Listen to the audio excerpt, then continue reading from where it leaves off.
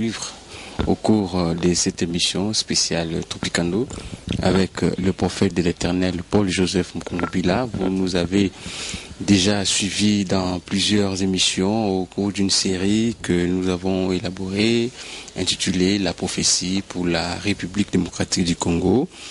En réalité, nous sommes toujours sur la même lancée et cette fois, le prophète veut entrer un peu en détail et pour cela, nous parlons du Congo comme la terre des secours pour le monde entier dans les jours à venir.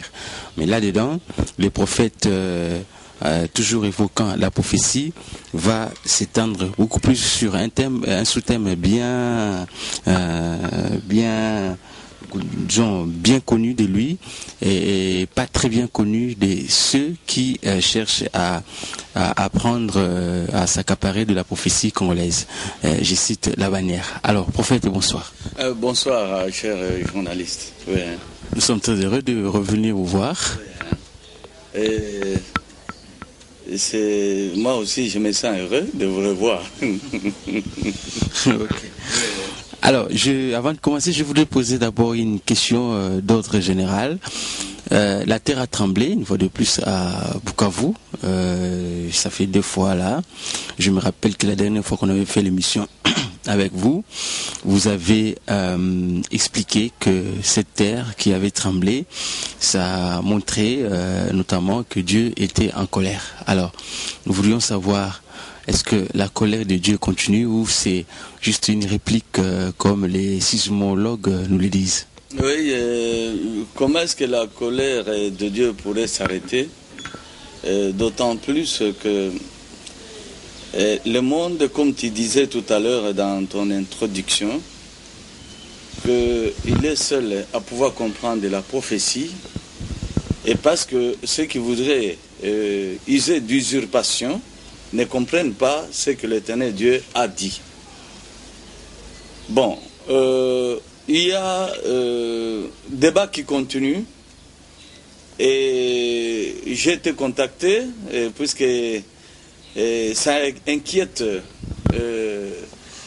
plusieurs de mes compatriotes et ce débat, imaginez-vous, c'est autour de ces terres sillonnées de fleuves. Débat sur différentes radios et dont la radio Tchondo. Je ne sais pas ce qui est dans la tête des gens sur cette terre. Imaginez-vous, on fait allusion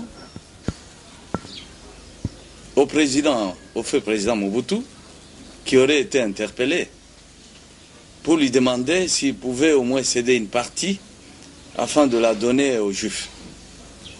C'est une des révélations qui viennent de s'ajouter.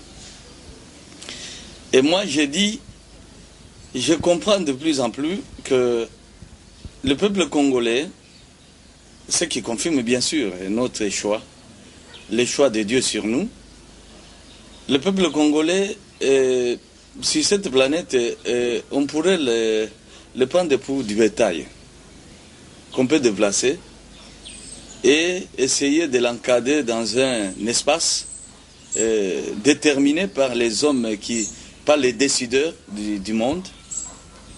Et ça, c'est quelque chose de très choquant. Et je voudrais rappeler comme une sorte de mise en garde que ça ne va pas continuer de cette manière-là.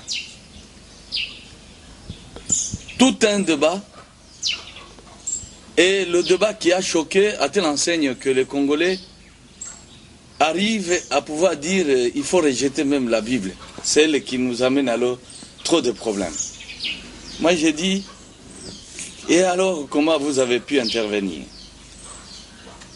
Nos frères ont essayé de pouvoir les calmer et ils disent, ils nous promettent de pouvoir intervenir le cas échéant pour que l'on puisse essayer de calmer les esprits, c'est de pouvoir faire comprendre que l'Éternel Dieu, quand il parle en Ésaïe 18, il ne parle pas d'autres peuples. Il parle